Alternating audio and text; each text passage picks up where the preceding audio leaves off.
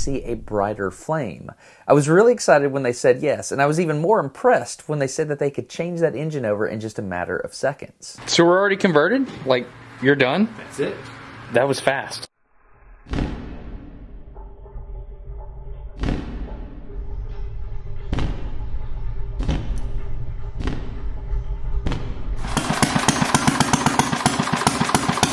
Man, that's good right there.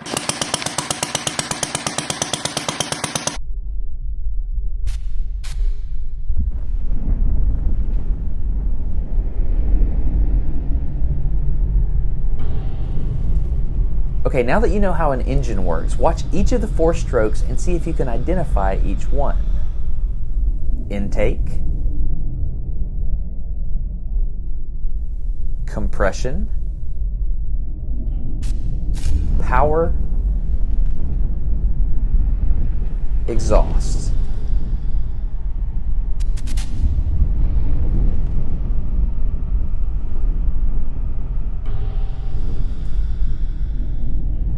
Intake, compression, power, exhaust. Now think about the engine in your car. All the explosions are synchronized together to make that one constant engine roaring sound.